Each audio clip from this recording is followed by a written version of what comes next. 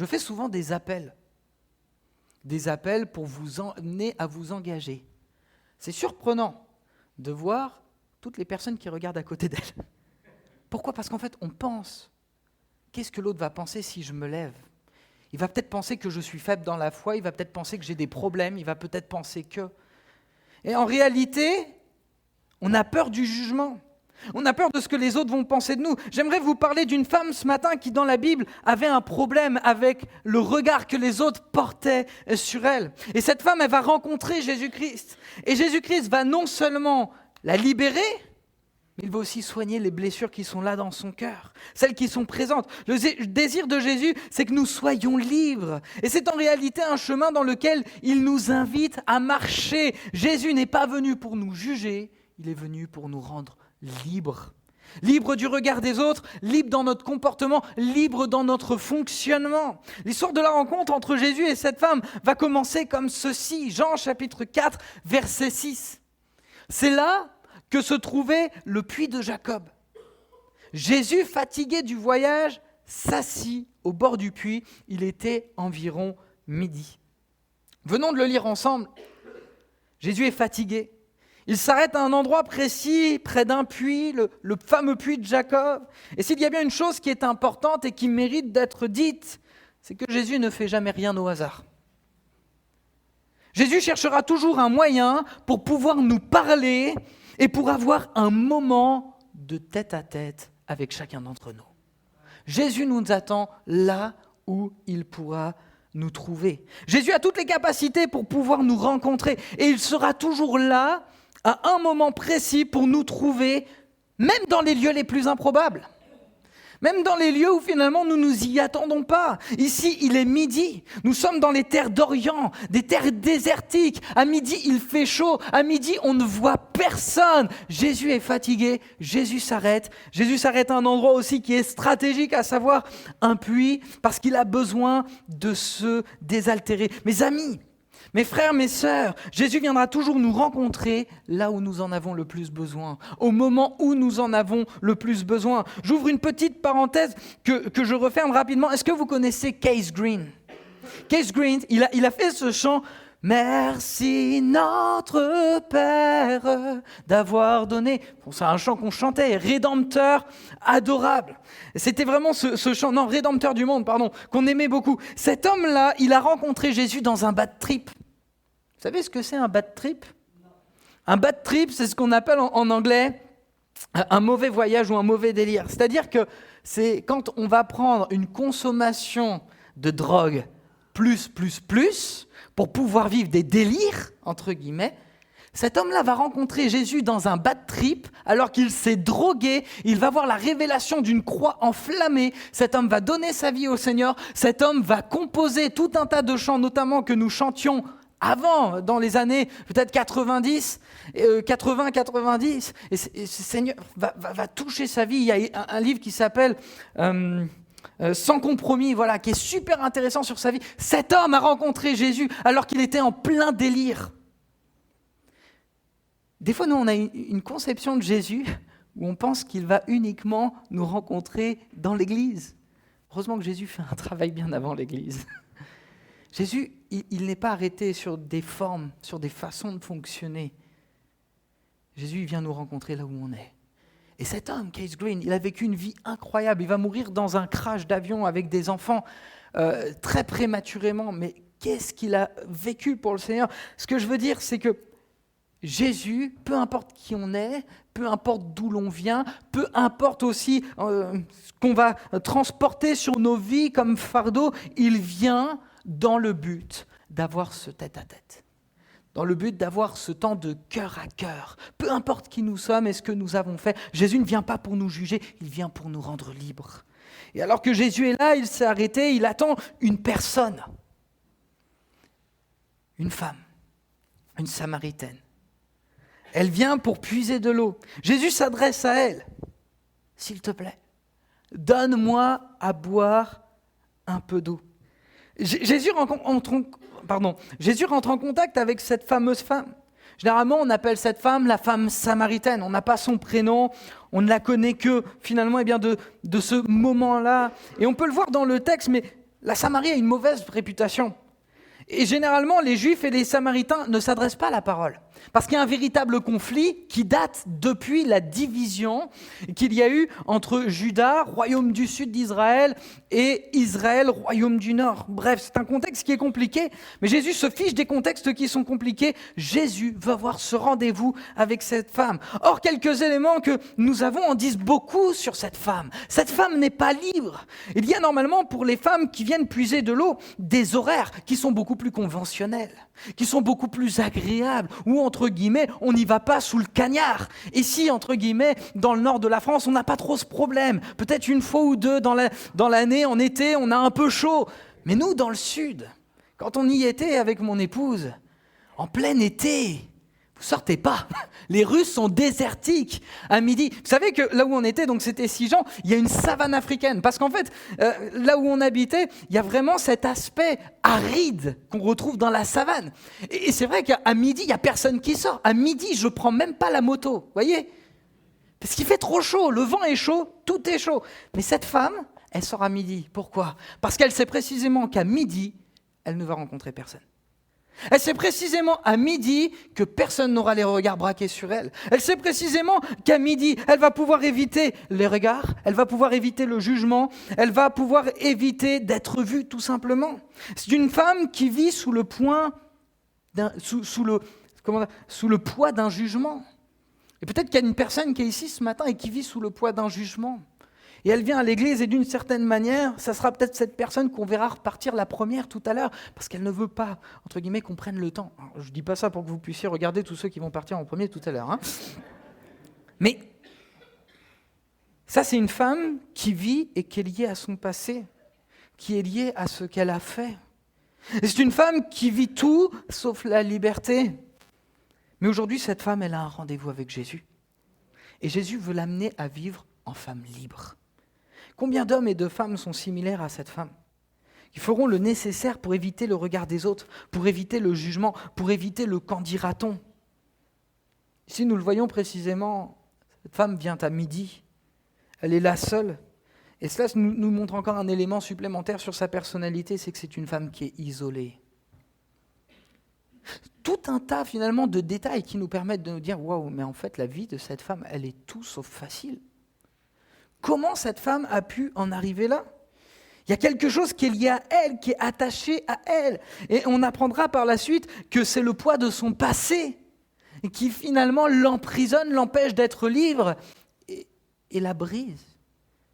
Et combien sont comme ça ? Ils viennent à l'église, ils disent qu'ils sont libres, mais en réalité, dans les faits, ils ne vivent pas cette liberté. Et c'est pour ça que Jésus a donné un rendez-vous à cette femme ce jour-là, et c'est pour ça que Jésus t'a donné un rendez-vous aujourd'hui. Pour que tu puisses repartir de ce lieu complètement libre.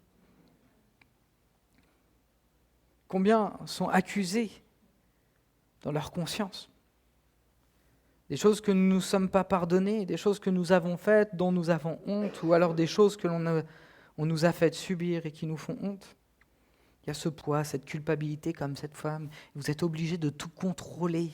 Prenez cette télécommande et vous zappez 1. Numéro 1, bien s'habiller. Numéro 2, bien se maquiller. Numéro 3, faire attention à tout ce que je vais dire parce que je ne veux pas être jugé. Numéro 4, vous contrôlez tout. Mais en contrôlant tout, on n'est pas libre. Jésus nous donne un rendez-vous ce matin. Cette femme, elle ne le sait pas encore, mais elle est en route, elle est en chemin vers la liberté. Parce que Christ, sans qu'elle le sache, lui avait donné un rendez-vous. Jésus nous donne un rendez-vous. Tu ne le sais peut-être pas, tu es là ce matin et tu es en route vers le chemin de la véritable liberté. Jésus ne te juge pas. Il n'est pas venu pour te juger, il est venu pour que tu sois libre. Et Jésus va commencer à établir un dialogue. Il va commencer à établir une discussion. Et d'une manière très pédagogique, il va commencer à dire certaines choses. On va le lire ensemble. Jean chapitre 4, versets 8 à 16. Ses disciples étaient allés à la ville pour acheter de quoi manger. Verset 9, merci ma chérie. La Samaritaine s'exclama, « Comment ? Tu es juif et tu me demandes à boire, à moi qui suis samaritaine ?» Les Juifs, en effet, évitaient toute relation avec les Samaritains. Jésus lui répondit, « Si tu savais quel don Dieu veut te faire et qui est celui qui te demande à boire, c'est toi qui aurait demandé à boire et il t'aurait donné de l'eau vive. Mais, maître, répondit la femme, non seulement tu n'as pas d'eau, mais le puits est profond, d'où l'attires-tu donc, ton eau vive ? Tu ne vas pas te prétendre plus grand que notre ancêtre Jacob, auquel nous devons ce puits, et qui a bu lui-même de son eau, ainsi que ses enfants et ses troupeaux. Celui qui boit de cette eau, reprit Jésus, aura de nouveau soif. Mais celui qui boira de l'eau que je lui donnerai n'aura plus jamais soif. Bien plus, l'eau que je lui donnerai deviendra en lui une source intarissable qui jaillira jusque dans la vie éternelle. Oula, j'en suis où ? Alors attendez. Verset 15. Maître, ah oui, excusez-moi, j'ai eu un petit problème. Maître, lui dit alors la femme, donne-moi de cette eau-là pour que je n'ai plus soif et que je n'ai plus besoin de revenir puiser de l'eau ici. Cet élément qui est entre parenthèses pour ceux qui ne le savent pas et qu'on a lu au tout début, signifie juste qu'en réalité, on ne trouve pas ça dans tous les manuscrits. Mais cet élément que nous sommes en train de voir, c'est que Jésus veut un véritable tête-à-tête. Il est tout seul, il n'y a aucun disciple. Il est là, il sait que ses disciples pourraient avoir un jugement sur cette femme. Il est là, il est juste avec elle. Et tout comme Jésus veut se tendre tête-à-tête avec toi, Jésus va commencer à se présenter. Il suscite en elle des questions, mais aussi quels sont ses véritables besoins. Le désir de Jésus dans cette conversation est vraiment de mettre le point sur les besoins que cette femme a. Jésus lui dit concrètement, tu es venu puiser de l'eau, mais ce que tu vas prendre dans ce puits, tu en auras de nouveaux besoins. Moi, je suis capable de t'apporter quelque chose dont tu n'auras plus besoin, c'est la vie éternelle. Or, je suis celui, et c'est ce qu'il est en train de dire indirectement, Jésus, je suis celui qui est capable de te donner infiniment plus que ce que tu es venu puiser. Non seulement ici, Jésus est en train de susciter le questionnement de cette femme, mais il la pousse volontairement dans ses retranchements. Il commence véritablement à mettre le doigt sur quelque chose de précis, parce qu'au verset 15, la phrase que nous lisons est quand même très, très intéressante. Cette femme va dire, donne-moi de cette eau-là, pour que je n'ai plus soif et que je n'ai plus besoin de revenir de puiser de l'eau ici. Et ici, ce que cette femme, elle sous-entend, c'est « je ne veux plus être en contact avec les autres, donne-moi de cette eau, plus jamais je ne serai jugé, je veux m'isoler définitivement ». C'est terrible ce qu'on est en train de lire, mais Jésus est en train de mettre le point, le doigt sur le véritable problème. Non seulement il discute avec elle, il commence à susciter de la confiance, mais il l'amène à dire quel est véritablement son problème. Il y a toute une pédagogie que Jésus est en train de mettre en place. Et nous en arrivons vraiment au moment où Jésus met le doigt sur le problème. Va, cherche ton mari, lui dit Jésus. Et reviens ici, je ne suis pas mariée, lui répond-elle. Tu as raison de dire je ne suis pas mariée, en fait tu l'as été 5 fois et l'homme avec lequel tu vis actuellement n'est pas ton mari. Jésus met le doigt sur le problème. Nous y sommes. Et le problème de cette femme, Jésus lui dit clairement, t'es pas libre. Parce que tu as un problème. Et ton problème, c'est ça. La raison pour laquelle elle ne veut pas qu'on s'arrête sur elle, c'est parce qu'elle a une mauvaise réputation. Parce que tout le monde sait ce qui s'est passé avec cette femme. Elle a eu 5 maris et celui avec lequel elle est n'est pas le sien. Aujourd'hui, pour nous, ce ne serait pas forcément problématique, mais à l'époque, c'est un scandale. C'est inimaginable. Cette femme, elle est pointée du doigt. Regardez celle-là, regardez ce qu'elle a vécu. Il y a beaucoup de gens ici qui sont comme la femme samaritaine. Tu n'oses pas être toi-même et tu t'adaptes à tout ce qu'on l'on dit et à tout ce que tu vas dire.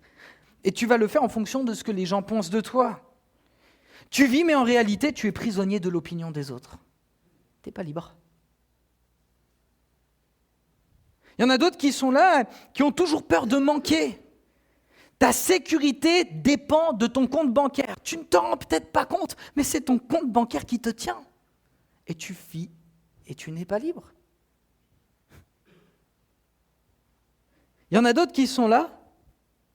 Je parlais de l'image de soi, et c'est le cas de cette femme. Tu vis à travers ton apparence, ton image. Tu veux paraître bien, mais en réalité, ce que tu prétends être et ce que tu es est complètement différent. Et tu n'es jamais toi-même. Tu n'es pas libre. Pourrions parler du passé, pourrions parler de la culpabilité. Ton passé définit ton présent. Et on pourrait parler de la distraction permanente. Allons un petit peu plus loin que simplement de parler du téléphone. Les trois quarts des gens qui sont sur les portables et qui sont en train de scroller. Alors scroller, c'est un terme de jeune. J'aime bien l'utiliser parce que comme ça, en même temps, ça vous permet d'être aussi jeune que moi. Ils aiment scroller. Ça veut dire qu'ils passent les vidéos. Ils zappent les vidéos. Bon, c'est un petit peu comme la zappette. C'est un nouveau fonctionnement, mais dans le principe, on est toujours sur le même délire. Pourquoi ? Pour penser à autre chose et pour éviter de se retrouver seul avec eux-mêmes. C'est pas juste que tu es en train de zapper, c'est juste que tu veux pas prendre le temps de t'arrêter, de réfléchir sur ta vie. Et tu n'es pas libre. Il y a tellement d'éléments comme ça où Jésus veut mettre le doigt sur la situation que tu vis, sur le problème que tu as, parce que le désir, et son désir, c'est que tu sois libre. Jésus ne vient pas pour te juger, il vient pour te rendre libre. Concrètement, si on veut poser le doigt sur un problème précis, les trois quarts du temps, pour ne pas dire tout le temps, ces éléments de protection que nous avons pour justement éviter le jugement, éviter le regard des autres, c'est lié à des blessures que nous avons vécues, et nous appelons ça des mécanismes de protection. Le Seigneur est venu pour que nous soyons libres. Le problème de ces mécanismes de protection, c'est que parfois ils nous protègent de Dieu lui-même. Parce qu'on a peur. Cette femme avait fait exprès de sortir à une période où elle était sûre de ne rencontrer personne. Non seulement elle rencontre la plus admirable et la plus merveilleuse des personnes qu'elle pouvait rencontrer, mais en plus de ça, elle va parler librement du problème qui aujourd'hui la tient liée. À croire qu'avec Jésus, on peut parler librement de ce que l'on a vécu. Quand est-ce la dernière fois que tu as pris le temps de discuter librement de ce que tu vis et de ce que tu ressens ? Venir à l'église, c'est bien. Prier, c'est bien. Prier pour des sujets, entre guillemets, qui sont importants, c'est bien. Est-ce que vous avez remarqué que dans la fameuse prière du Notre Père, les trois quarts de la prière est orientée vers soi ? Pardonne-moi, donne-nous. Quand est-ce la dernière fois que tu as vraiment pris le temps d'exposer ton cœur et d'avoir pris ce temps de relation et d'exposer ce que tu ressens ? Et des fois, on vit depuis tellement longtemps avec ces problèmes qu'on n'en est même plus conscient. Quand est-ce la dernière fois que tu as laissé l'opportunité au Saint-Esprit de mettre le doigt sur quelque chose qui, aujourd'hui, te pose problème ?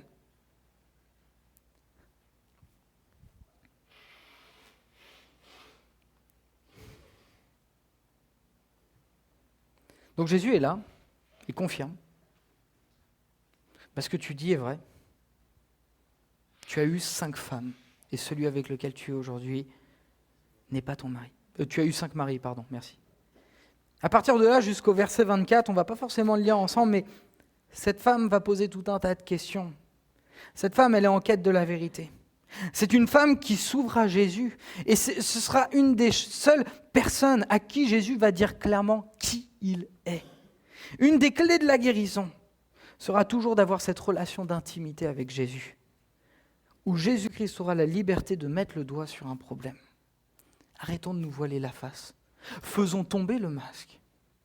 Mettons-nous devant lui, à cœur ouvert, et laissons-le travailler dans nos cœurs. Et ça demandera du temps, ça demandera du courage, mais il sera là, parce que c'est un rendez-vous. Je trouve ça extraordinaire, parce que cette femme, elle n'est pas toute seule, Jésus est là, il est avec elle. On continue ensemble, verset 25.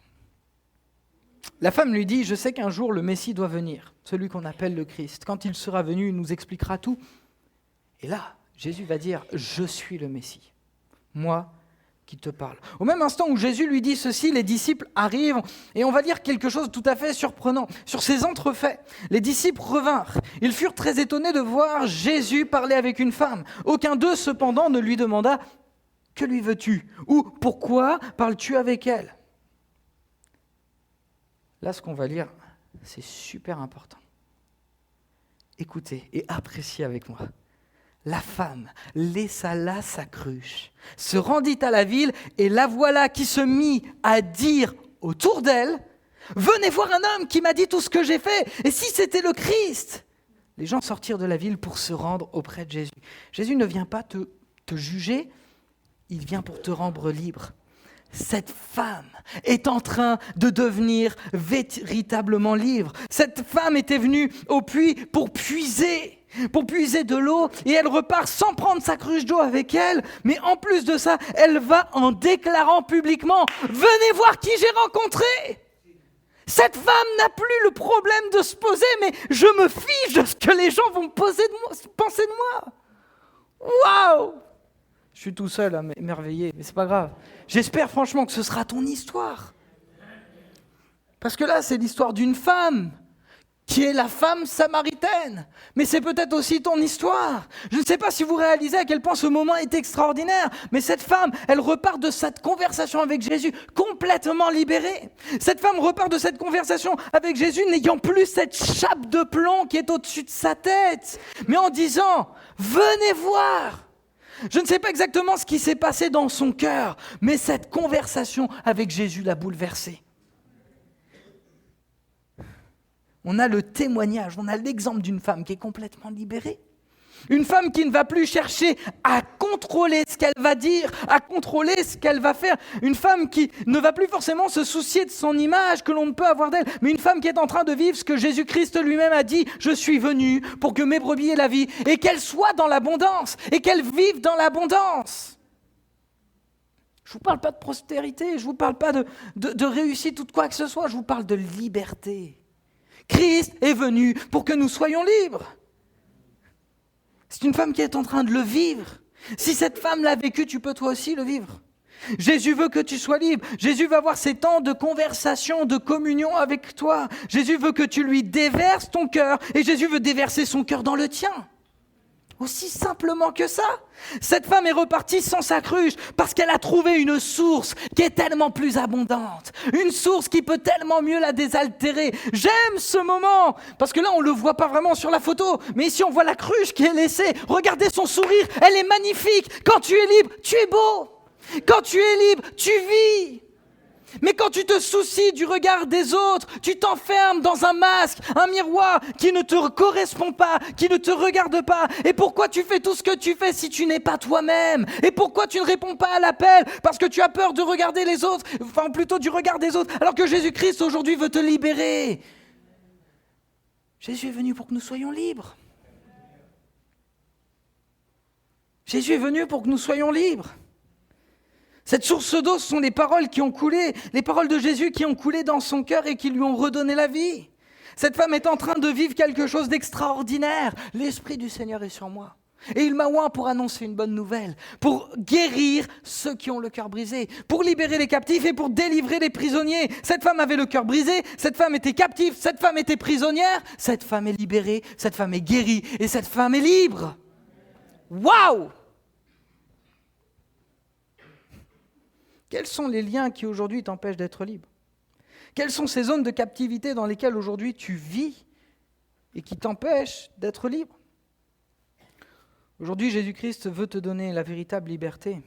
Il veut mettre en lumière les zones d'ombre pour que tes zones d'ombre soient éclairées et pour que tu puisses marcher dans la lumière. La liberté est l'expression de la beauté que Dieu a mise en nous. Vous savez, souvent, je prends une image toute simple, c'est l'image du cœur. Mon cœur représente une maison. Et dans une maison, il y a plusieurs pièces. Il y a le salon, il y a la cuisine, il y a la salle de bain, il y a mon bureau, il y a ma chambre. Et voyez-vous, je pense que mon cœur est un petit peu similaire à cette maison. La Bible dit ceci, je suis à la porte et je frappe.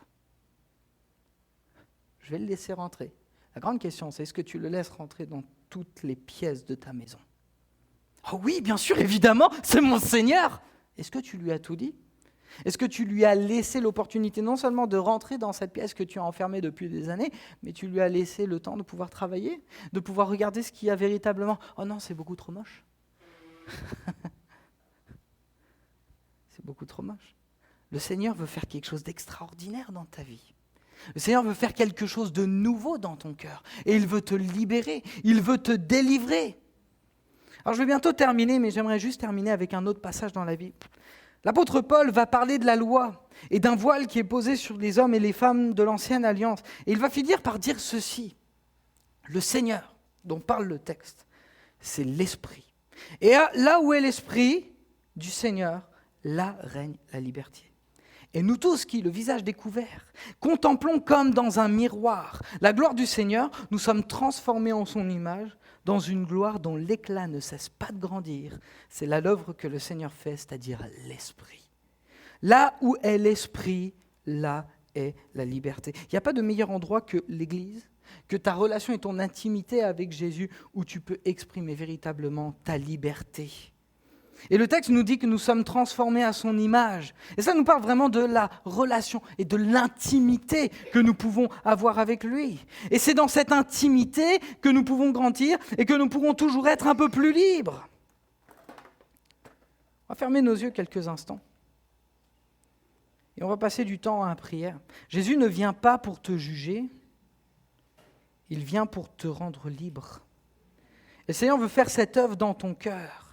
Le Seigneur veut faire cette œuvre dans ta vie. Alors je ne vais pas forcément faire un appel comme on a l'habitude de les faire, mais j'aimerais qu'on puisse profiter juste de ces moments où dans le silence, on va rester dans cette intimité, où on va laisser le Saint-Esprit travailler nos cœurs, où on va laisser le Saint-Esprit faire son œuvre dans nos vies, où on va le laisser peut-être pour la première fois, ou peut-être pour la première fois depuis longtemps, faire une œuvre que nous ne l'avons pas laissé faire.